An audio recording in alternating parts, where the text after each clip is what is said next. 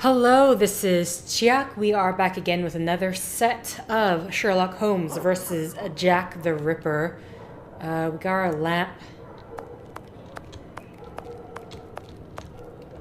Do I have to... There, Holmes. From here, I can see something written.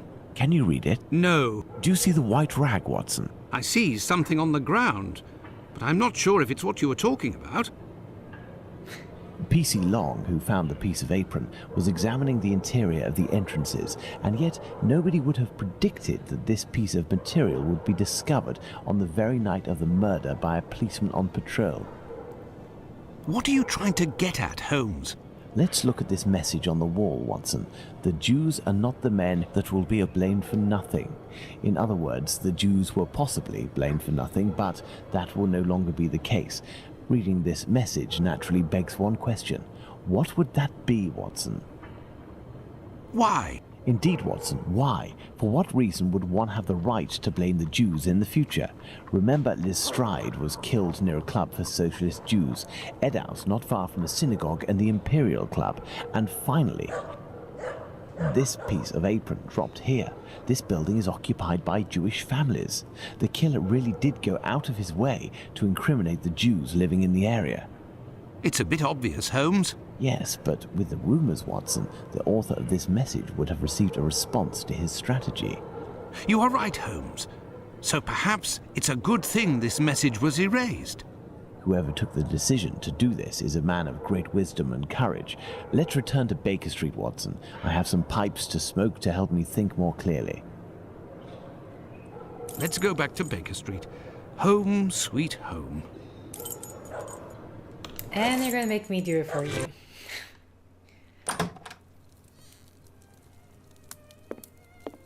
I had nightmares all night, Holmes. As for you, I bet you didn't get a wink of sleep, did you? It's this chalk message business, isn't it? Among other things. And this lunatic is still running free. If only we knew what he looked like. But we do know, Watson. We have a fairly accurate description.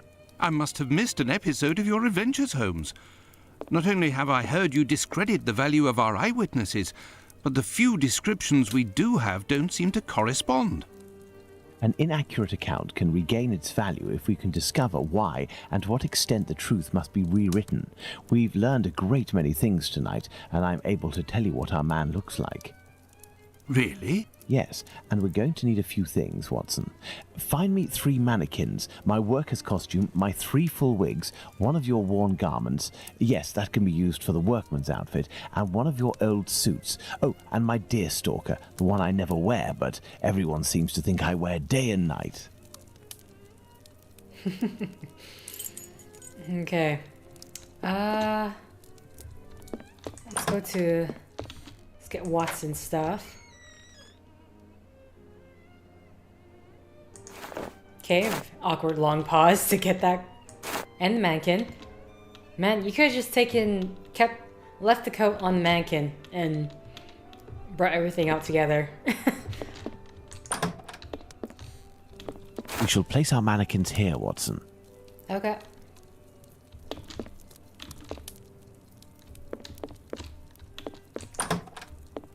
Mannequin, nope. A wig? This will come in handy. Come in handy, Watson. It's what you were supposed to grab. Oh, there's the other mannequins behind the door. Okay.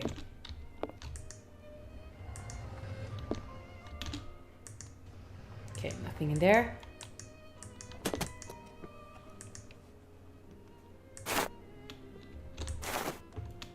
Okay, I have no idea if that's everything, but there shouldn't be anything else in here. I'll close the drawer.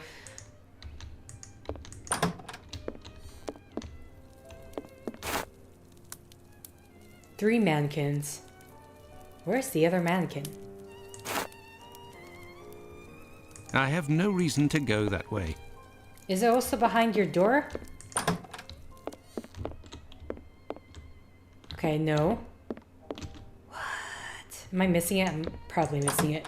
It's right in my face and I'm missing it somehow. Mannequin! Oh, hello. Surprise! That's it. Okay. We got everything, right? So, as for one of the murders, we have no witnesses whatsoever. As for the three other, we have at least one person who claims to have seen the victims talking to a man a few minutes before their death. Do you remember whom these would be, Watson?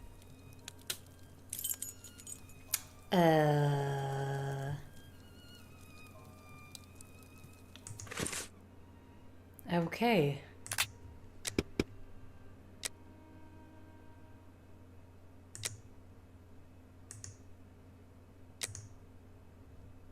Testimony of Elong. I'm gonna do this.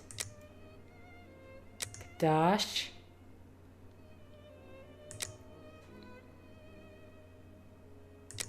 Photography. Can't remember what's what. Letter to Mr. Moore. Letter to Tom Bowling.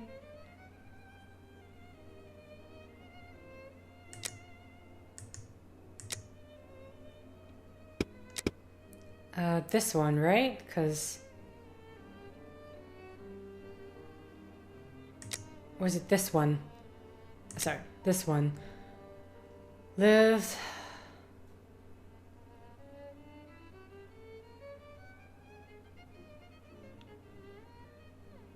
The man's first thought was to verify if his wife, blah, blah. 2 doctors came. Cause of death. Location. Victim was found stretched on ground.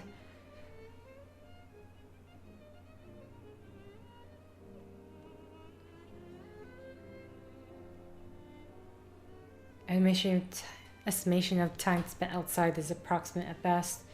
2 witnesses were quoted doing his rounds on the area. Police station.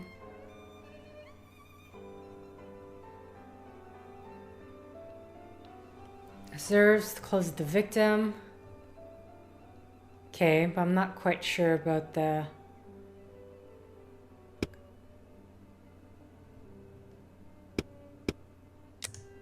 I don't know. Is this it?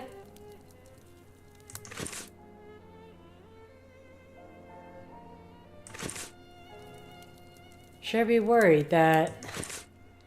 Okay. This identification was listed by our service. Excuse me. The man seen with the victim is described by the witness as follows. 40... 5'3". Okay. So... 40... These are impressive mannequins. 5'3". We have, let's see, brown deerstalker hat. Okay, brown deerstalker hat, dark hair, mustache.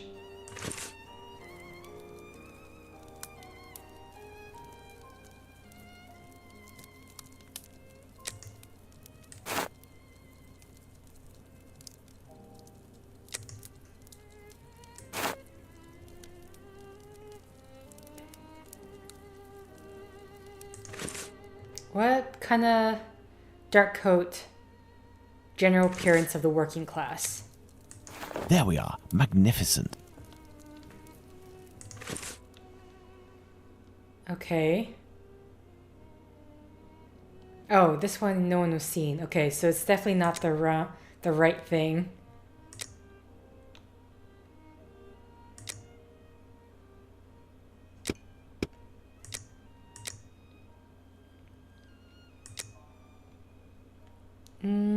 Okay. Question is dialogue. Oh, wait.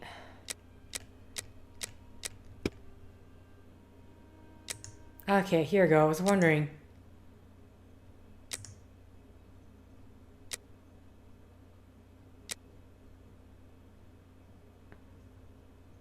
Black jacket.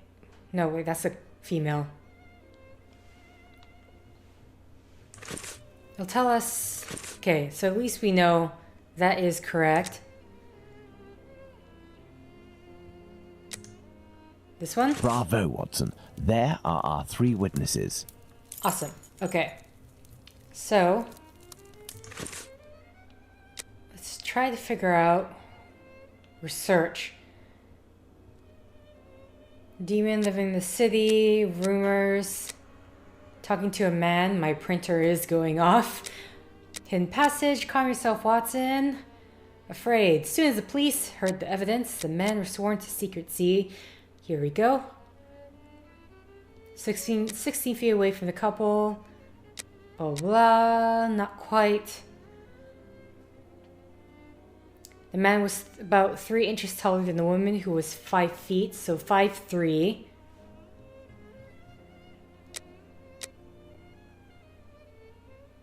Oh wait. Sorry, okay.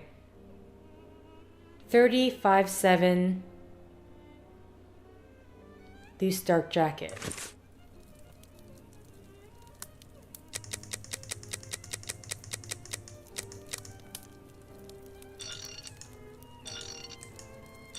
There is an error, Watson. Let's reread Abraham's testimony. Indeed, Watson, that's the right size for Abraham's mannequin. The account given by Mr. Solomonovich's friend is incorrect in at least 1 point. The first Joseph said that the man was at least 5 foot 7 inches tall. The second Joseph said he was 3 inches taller than the victim, whom we know was 5 feet tall, which would suggest a height of 5 foot 3 inches. Don't forget that it was this second Joseph who attracted his friend's attention towards the couple on the other side of the road. We can assume he got a very good look at them. Okay. As for young P.C. Smith's account, he must have been mistaken about this person's real height. It is only an inch or 2 after all, and we can attribute the same height as the other 2. I haven't even gotten there yet.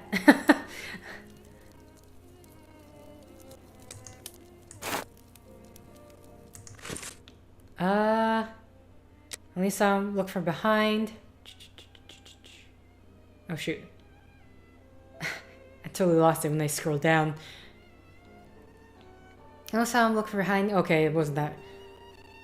He was wearing a short black outfit, small felt hat, like a cap, in a dark color, and a white collar. He seemed to be a respectable type.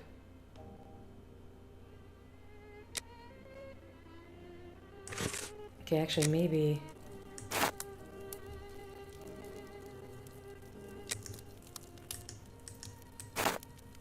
I'm not at, At least go with this one, because we know he...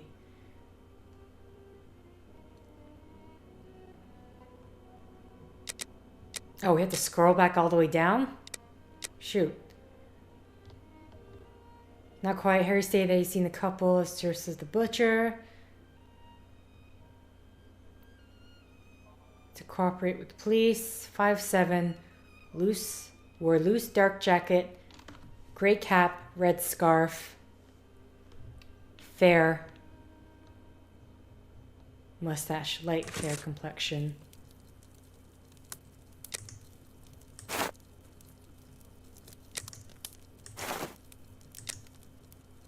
Excellent. Now, on to the next step.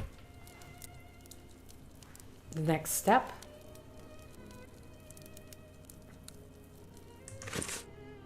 Okay. Blah blah, I can test.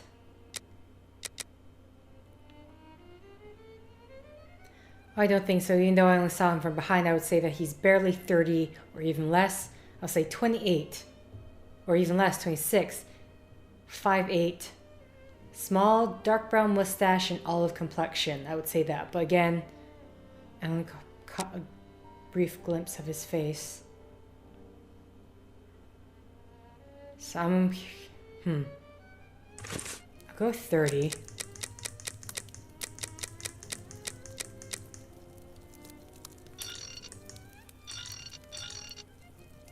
Then he wants us to move it to 5'3".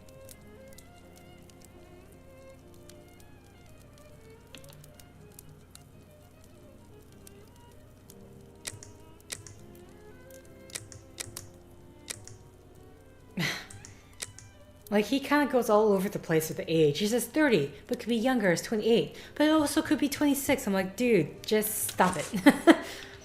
Give your range and move on. I mean, he can't really tell for the most parts. Well, maybe not for the most parts, I shit, but trying to reliably tell someone what age they are by the way they look is not that good. Not that great. Okay, small felt hat like a cap, dark in color, and a white collar.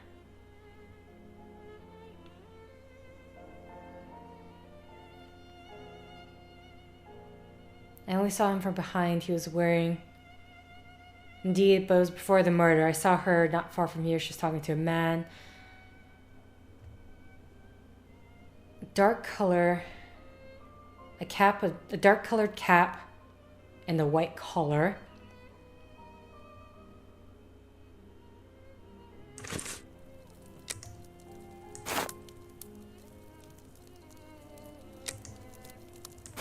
Bravo, Watson. Our mannequins have been recreated based on the correct accounts. Now, Watson, let's see in what ways these statements differ and how the witnesses could have been mistaken. Let's look at these wigs and moustaches. Let's start by taking the first Joseph's testimony, who saw the man head-on in a well-lit spot and in which he noted fair hair.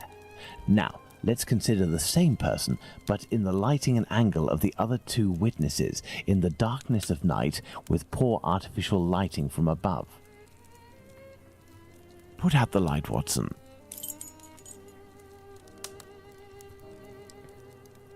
Thus, poor lighting and a backlit subject can affect our perception of shades and colours. The wigs from Abraham's mannequin took on the same colour as the other two. The three testimonies, therefore, don't contradict one another, and we can apply the same facial hair to all three mannequins. Turn on the light, Watson. Okay. Yeah. Color of the light reflect affects perception of color. Makes sense. What does it want me to do?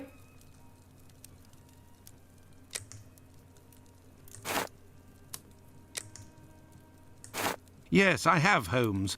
Well done, Watson. With regards to the murderer's hair, the three witnesses should agree on Abraham's testimony. As Joseph is the only one who saw our man in full light, his hair must therefore be fair. You see, Watson, it is hard to draw objective conclusions when one is an eyewitness to an event. This leads us to reconsider the various statements regarding the supposed age of the man. Even if you are face to face with someone in full light and for a period of several hours, to what extent can you determine their exact age? And even more so if you observe them for only a few seconds and or from behind. We must allow some flexibility when considering our witnesses' statements, but always scientific flexibility.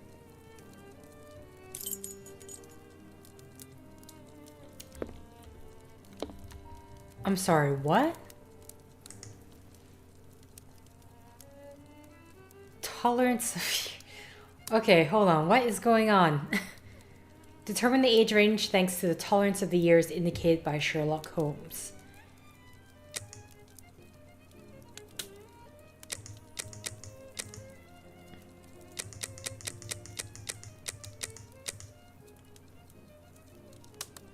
I mean, what am I... Oh, okay. So this is 5. So we go 26.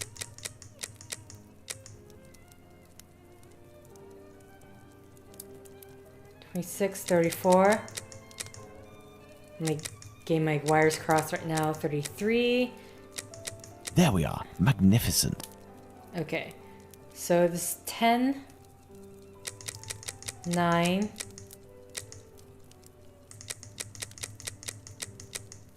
8. 7.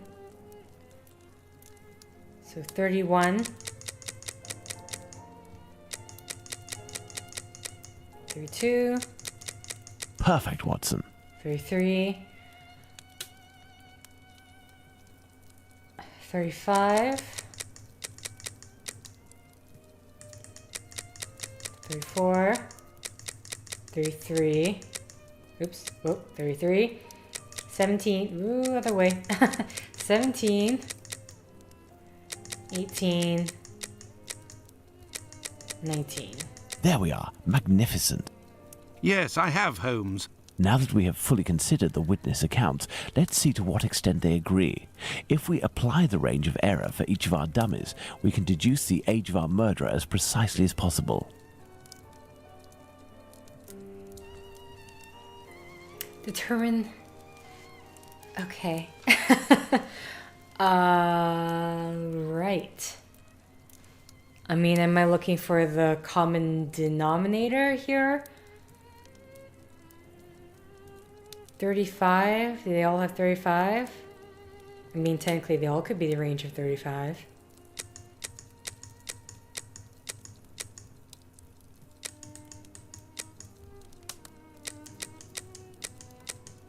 Kind of a bit lost on what I'm supposed to be.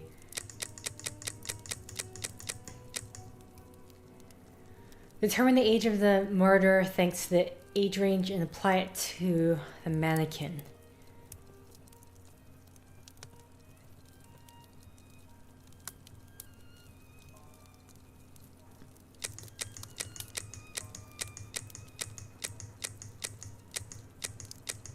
Okay, so this one goes to 50.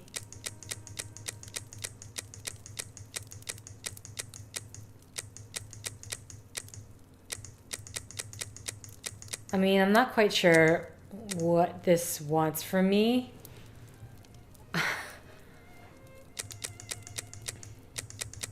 It's 26.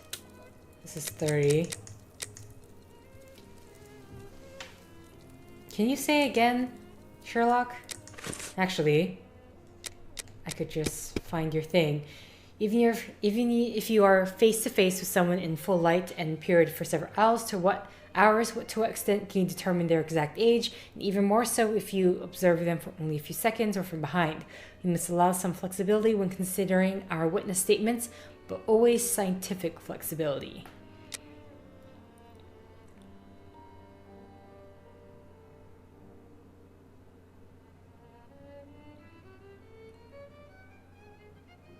Okay. See, Watson, it's hard to draw objective conclusions when one is an eyewitness to an event. This leads us to reconsider the various statements regarding the supposed age of the man. Yeah, I'm not quite sure what I'm supposed to be doing here. See below for the age range, answer for the two other mannequins. Oh no, I'm on the wrong part. That may seem difficult due to the fact that there are a lot of numbers involved in all the ranges. For a big clue, average all three of the preset ages together. Okay, I was wondering about that. Average all three, so 30, so where's my calculator? Ah, missed it. Okay, so 40, 30, 26. Oh, I don't think I did that right.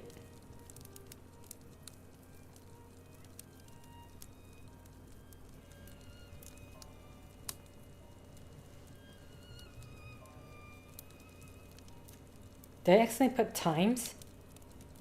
Oopsies. Oh, I see. Okay, let's do this. Shoot. Ah, back away. 40 plus 30 plus 26. Then divide by 3. 32.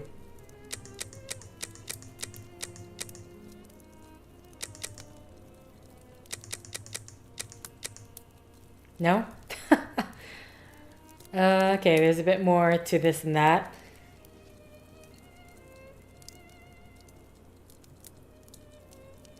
Looking through the age range, you'll see that 33 is a much more common number than 32. In fact,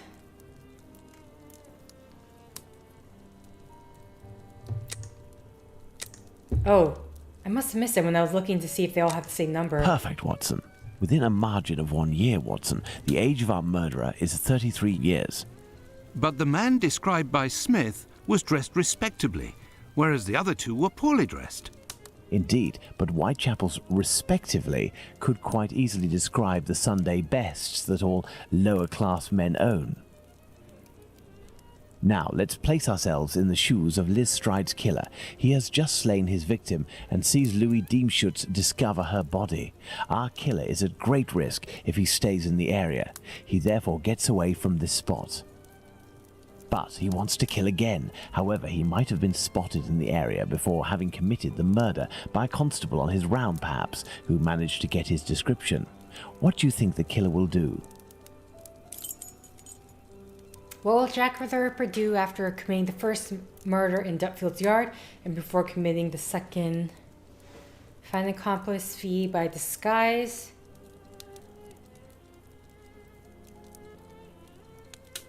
Wait on the premise. There was clothing in the sewer.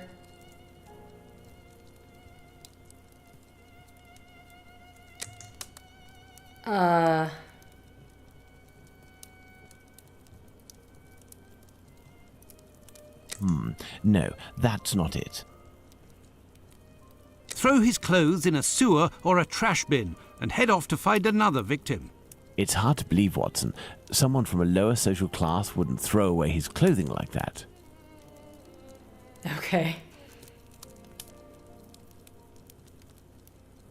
No, Watson. No, that's not it. No, Promise. Watson. No, like, you can't.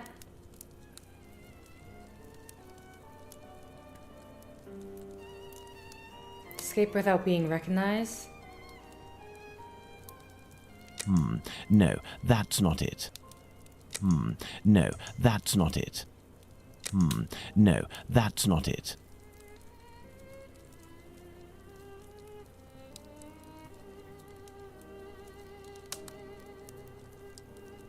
Look for another victim. Commit the second murder in his place.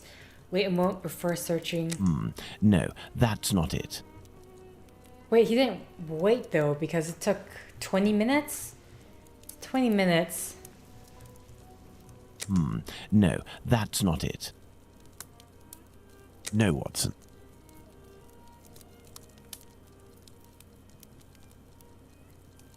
Go back home or to a safe location, change his clothes and leave again in search of another victim. It's the only possible explanation, Watson. The man returned to the safety of his lodgings and then decided to go out again with new clothes and repeat his sinister nocturnal work.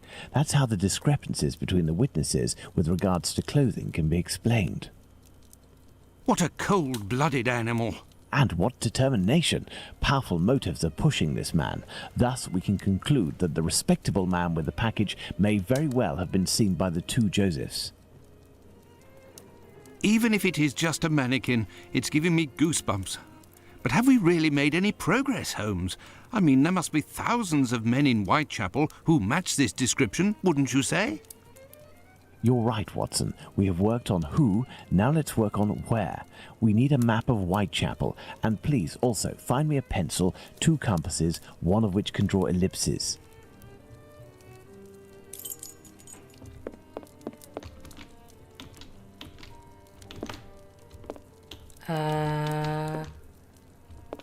This stuff.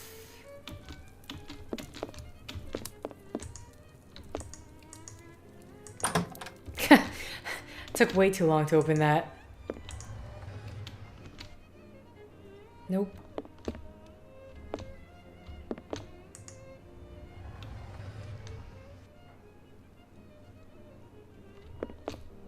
Compasses, a pen. 2 pens. One with the ellipses, I believe he said. Is there anything behind here? No, just him.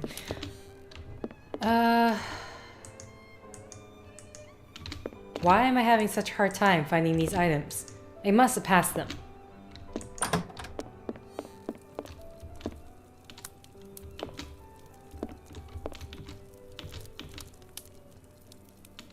Oh, literally everything's all together. We'll need a map, Watson. Alright, a map. Map? Nope, nope, nope. That's not a map.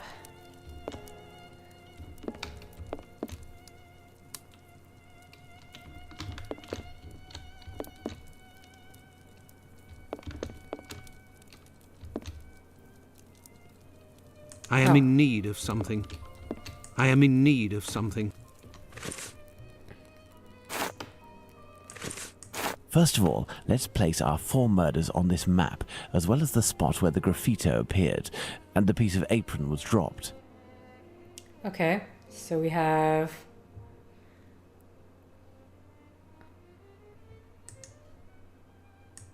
Oh, I see. Annie Chapman, Bucks Row, Elizabeth Hansberry. I'm sorry, no, Polly Nichols.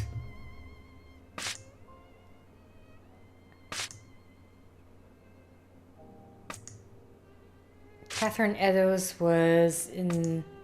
No. That's where the... Here we go. The graffiti was found.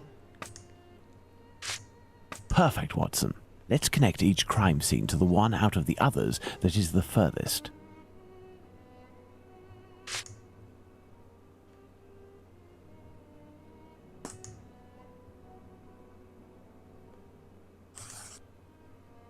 Am I doing this right? Oh, so it's just highlighted altogether.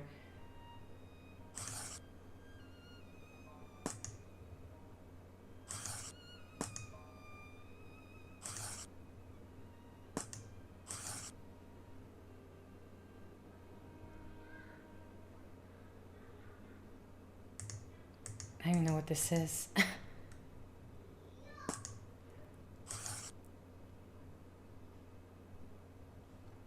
Sorry, what do you want me to do again? Join each murder location to the one that is furthest. Okay.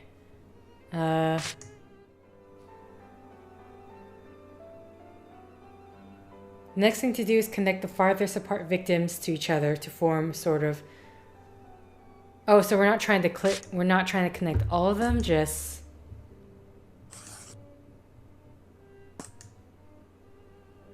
You see, Watson, the murders aren't grouped together, but seem to be spread out like cardinal points around a central zone. The killer obviously wanted to avoid returning to the previous scenes of his crimes, assuming that they would be more closely watched, or that he could be recognized. So, the killer lives at the centre of this cross? In the vicinity, most certainly, but how near? We cannot afford to get it wrong.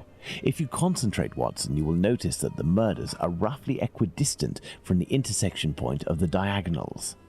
Let's focus on the night of the double murder. Remember, Watson, it took us 20 minutes to get from Dutfield's Yard to Mitre Square. Let's draw a line from one to the other.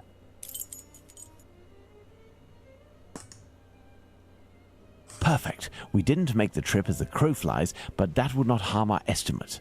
Let's suppose the killer left Dutfield's Yard at 1 a.m. and arrived in Mitre Square at 1:35 a.m. when he was seen by the two Josephs. If he took 5 minutes to change his clothes, that leaves a range of 10 minutes to determine where this man's lodgings are.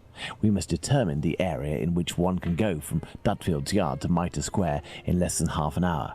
To do this, let's draw an ellipsis. The length between Dutfield's Yard and Mitre Square corresponds to 20 minutes. By adding half, we get a distance of 30 minutes. By taking the two right segments, each starting from the two murder scenes, and which the sum of the lengths makes 30 minutes, we get our ellipses.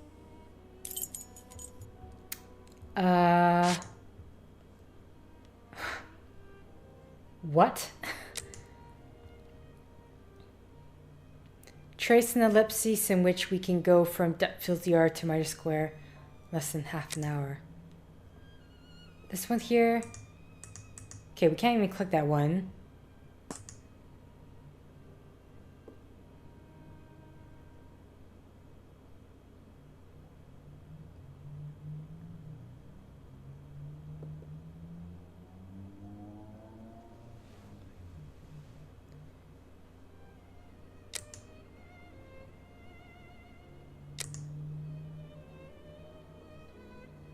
Can I go back to see what he said? Like, honestly, throwing out that much numbers too quickly, I'm not going to catch it.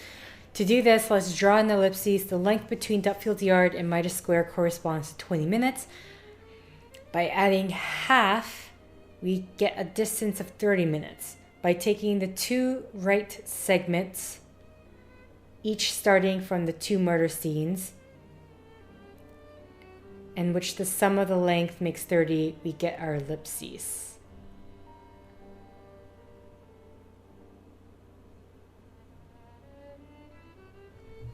Sorry.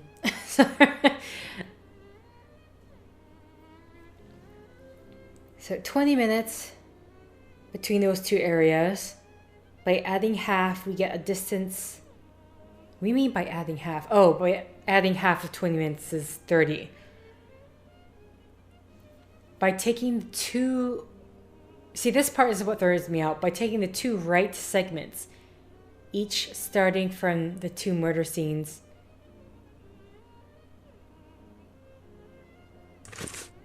I mean...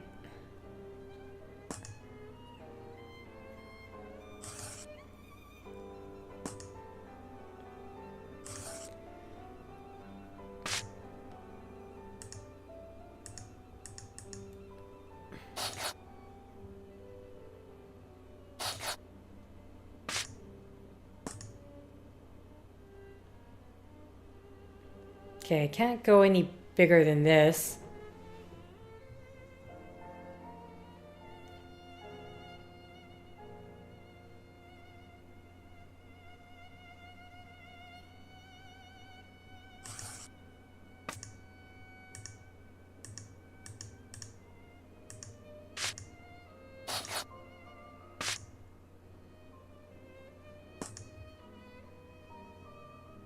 There we are, Watson. Our killer lives in this area. It's still rather a vast area, Holmes. Yes, indeed. And our goal is to reduce this area as much as we can. We must consider the fact that the murder at Mitre Square was committed under a certain amount of pressure, given that the killer knew he was wanted for the acts he committed not long before. We can assume that he had to do it in a safe zone, that is, an area not far from where he lives. This is especially true of an act such as the graffiti he carried out after 2 murders.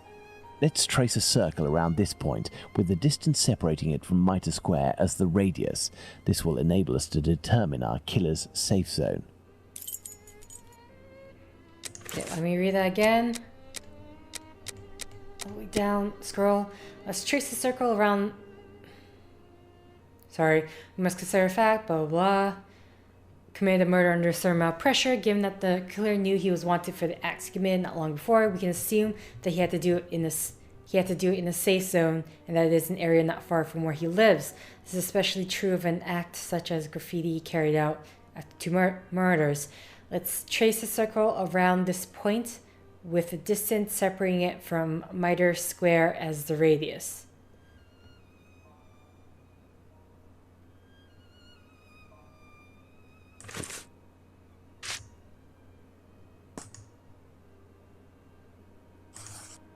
No?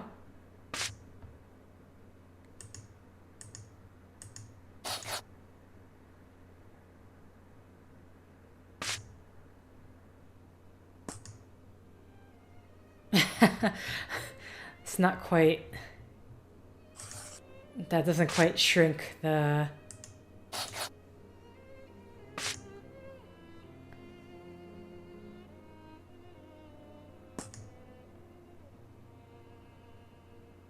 Our killer must surely live inside this circle.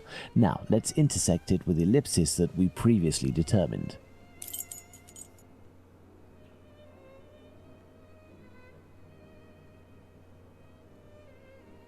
What do you mean by intersect it with the ellipsis? Click on the intersection of the zone to determine... Okay. There we are, Watson. The Aldgate district. Shouldn't we inform the police so that they can concentrate their efforts on this area of Whitechapel? It is probably already crawling with inspectors, Watson, and I doubt that they would take us seriously, even if they were willing to listen to what we had to say. Let's focus instead on understanding the killer's modus operandi.